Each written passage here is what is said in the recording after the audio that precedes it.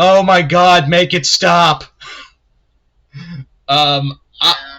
I'm here with Matt Dennion, and we're going to be reviewing Godzilla vs. the Avengers. Part 5 of 6 of the Godzilla vs. Marvel comics, and did anyone want to do this? Did anyone want to do these crossovers? Because outside of Ryan North, it really does feel like no one wanted to do these.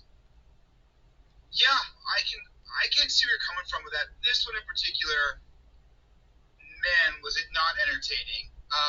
It was obnoxious. This might be the worst one, and I've said that like. Yeah, I really do think so. I really do think this is the worst one. Yeah. Now I have gone back and changed my mind on SpiderMan, even though I think there are some obnoxious points. I think it gives you what you want. That's the big thing.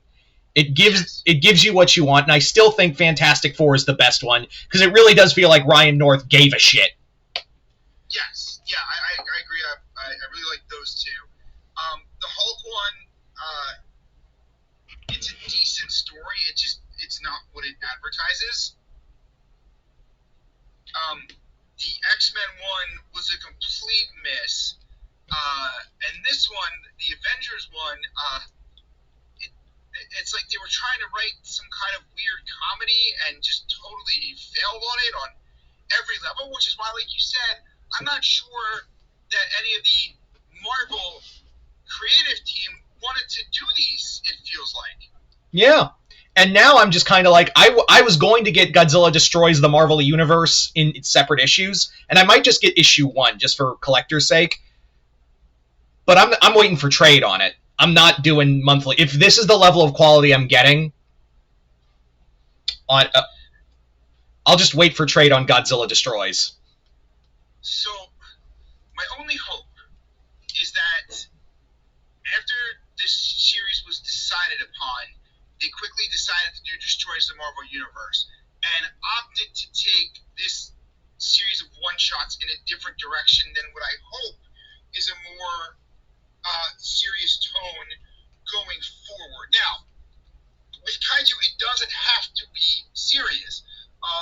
Some of the more, I don't always want to say well-loved, but maybe appreciated in some circles of not just kaiju movies, but Godzilla movies are a bit more on the campy side, right? Like this one has Jaguar from perhaps the campiest Godzilla movie of all, and Godzilla versus Megalon. Yeah. But you can pull off campy and still have it be a fun, entertaining story that's like tongue-in-cheek and a nod and a wink at the audience, but still like you can sit there and enjoy it. Like I can sit down and enjoy Godzilla versus Megalon. I mean, I've been in the right mood for it. You know, it's not like I want to watch -1 and then Megalon. You know, but it can be enjoyed. This was like a weird attempt at trying to get that and totally missed out on how to do it. Right? Yeah, this felt like David Walker's a solid writer, and I'm like, how did you miss? It felt like he's trying too hard to be Bendis.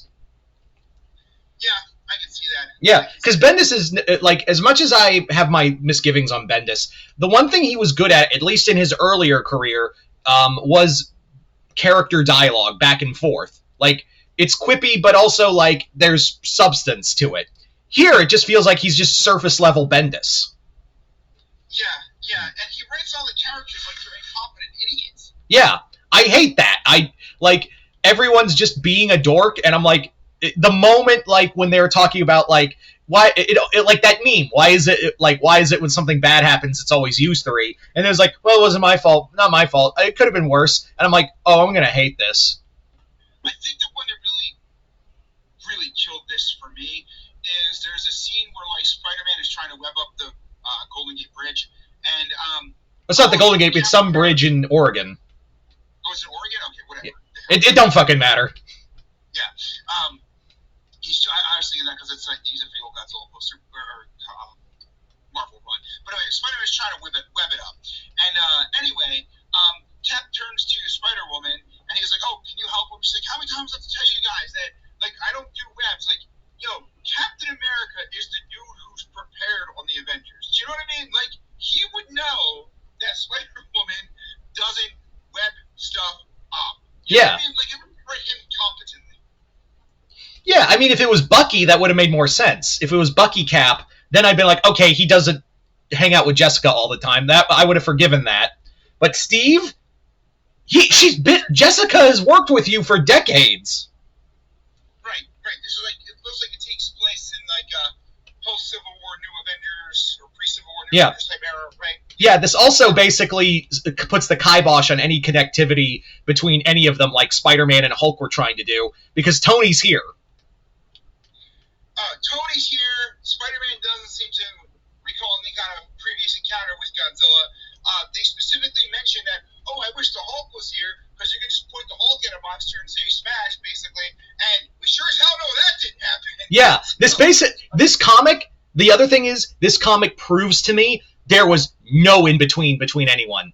There was no communication between... I would agree with that, for sure. Yeah. For sure. There was absolutely no communication, and if there was, it was muddled. And I think that's why they decided to do Destroys the Marvel Universe, for the sake of having one writer and one story, rather than try to do whatever the fuck what this was. Yeah, this was not good. You would think a comic where you're going to get at least a skirmish between Godzilla and Fangfume would be fun. But even the way they wrote Fangfume was pretty terrible. Yeah, I'm like, why is Fume talking like the Hulk? He's a intellect on level with Dr. Doom. Right. He talks like he's okay. So one of two things: either he talks like he's the Hulk, or he talks like English is a second language, which even comes off more offensive, depending on how you read it. So yeah. I'm gonna go with talking like the Hulk. Which he has never done. Like you said, he's always been a high-level intellect. I know it's weird that a monster can talk, but he's always done that. He's always spoken, though, with an air of authority and confidence in himself, at the very least. Even when he's a villain. Not speaking like a childish Hulk in this one, right? Yeah. And, he just attacks... Godzilla just pops out of the water, and he's like, I'm the king of the monsters. And then Godzilla just bitch-slapped him with his tail. Literally. Yeah, I'm like, what was the point of you have, this book and this whole series consistently just faults, it gets everything we want, and then it just goes, it's like a monkey's paw. I swear to God, this whole series has been a monkey's paw. Yeah, that's a very good analogy. That's it, right. There's stuff they know that we want to see. Some of it was good. Fantastic Four was very good. Spider-Man I liked. We got the Venom Spider-Man, which we thought would be kind of neat to see, at least see it for a while. Yeah. Never got Hulk fighting Godzilla and Hulk versus Godzilla. X-Men, for whatever damn reason, they decided to use a super adaptoid and then pin particle him on top of it, which, didn't make a ton of sense. And then I wasn't a huge fan of the Tri-Sentinel Kaiju thing, just give us the Tri-Sentinel fighting Godzilla, would have been cool. And now this, a joking encounter between Fangfume and Godzilla, and then the Avengers looking completely incompetent. Even some of the jokes, when they're talking about, let's go talk to Fangfume and see what he has to say. I know Fangfume is a he. Oh my God, really? Are we doing this? Are we really doing this right now? I rarely have moments where I'm like, just make it. I want to get to the end so bad. I was just sitting there reading this book, and in the back of my head, I'm like, you chose to do this, Multi. And look, the thing is, and this is going to sound so weird to you, I do want to have this in trade so I can have a collected version to sit on my shelf. And I get it. Yeah, same with Destroy, but I'm not going to collect Destroys in single issue. I'm just going to wait for Destroys in trade. And I hope it's good. I hope Godzilla destroys the Marvel Universe. And please don't take away the fact that, the Godzilla crossover with Marvel, it's a monumental thing. But it has just been consistently, outside of one or two, and hopefully we get a big finish with versus Thor. I'm putting all my eggs in one basket saying, maybe Thor will be good. Maybe the Godzilla versus Thor will be the, climactic end. And, Jason Aaron, please... Yeah, the early teases we've got look good, but based on what we've seen so far, it's certainly not out of the realm of possibility. It's going to be terrible. Yeah, but I'm hoping, again, this has to, it has to be like, at least I will give it this. From the previews we've seen, Godzilla vs. Thor looks like a dark story. Like, it looks like it's not trying to be funny or campy. It looks like, no, we're going to go for the throat in this. Yes. Yeah. Yeah. Yeah, this is just so disappointing. Like, I think, what did you say? This was kind of like an Office episode? Yeah, it's like an episode of The Office. It's the, but like, and I fucking hate The Office. Yeah, I'm not a huge fan either. No disrespect. I know there's fans of that, but I'm not one, and I don't feel like an Avengers Godzilla crossover would entail that. And it's really bothersome. I don't know if I know we'll get to it eventually, because I know it's coming out like a trade soon. But the Monster Piece Theater story that IDW did was able to take public domain characters and write a really fun, engaging, entertaining story. DC did it with their characters. The first Power Rangers did it with Godzilla with their characters. Why is Marvel failing so badly when they're the biggest superheroes in the world, arguably, right? Yeah. Like, why is it that, like, did you guys, like, again, I want to, like, honest question all the right. Did none of you want to did any of you want to do this? Or was it, like, was Toho too difficult to work with? Was there too many stipulations? I don't know. Or was this just you getting was this just a paycheck to you? See, I can't imagine it was necessarily the Toho thing, because we have other crossovers that were done well, where like both Godzilla and the heroes in them came off looking strong, where it was still engaging. I think this was just Marvel either like the writers sort of doing a revolt that we don't want to do this, so yeah, we'll do it, but we're going to.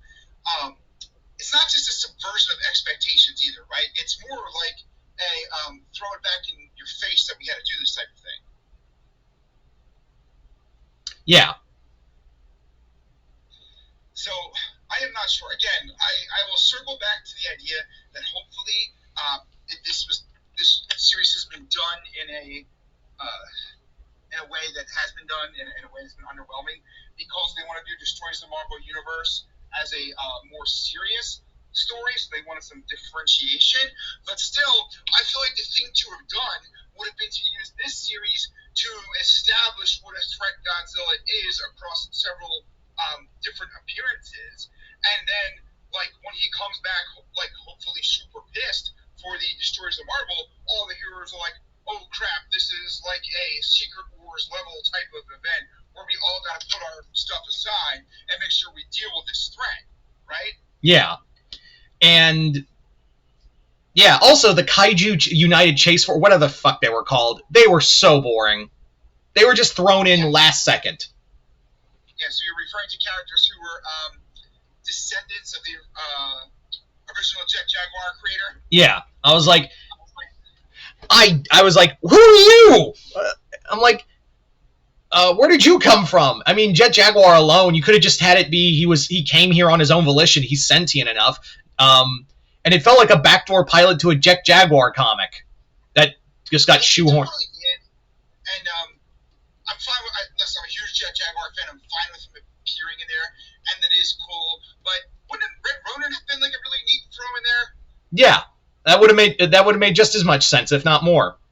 But at least, you know, this comic gave us Jet Jaguar instead of like giving us an alternate cover that would have promised us Godzilla, Hulk, and Jet Jaguar fighting, and then that never happens at all because Jet Jaguar's not in there. I'm sorry, I'm still pissed about Godzilla versus Hulk. Thank you for asking. Oh yeah, I am super still pissed about it. I mean, on the plus side, I like the alternate cover I got, which is a homage to the Godzilla versus Avengers issue from Godzilla number 10 of the original Marvel run. The Mike Allred cover, I really do enjoy it. Yes. It's nice to know someone gave a fuck about this project. And I think that's the most aggravating part about it is the writers don't seem to really care about it, or the editors don't seem to care about it if it's coming down from them. You know, to be fair, I'm not sure who is calling the shots on these, but it's not been good. Then Tyler, with all the jokes they did, they have a scene where SpiderMan is holding Jet Jaguar's head in his hands. He can't make some kind of off-the-collar joke about it looking like the Green Goblin as like a throwback to the Sam Raimi series. Yeah. Like, no, he's like, no, he just has these dumb conversations with Luke Cage of like, does it look like a jet or a Jaguar to you? Oh, isn't it funny because the name doesn't make sense? Right. I just want to get this final issue and be done. And it's 2 weeks. It's like it's a little over a week until Godzilla versus Thor.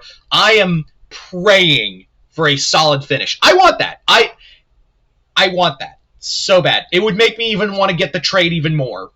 If this, because then, at least if you get half the, I'll count Godzilla vs. Spider-Man. Looking back on it and rereading it, Godzilla vs. Spider-Man is not as bad as I originally made it out to be for me.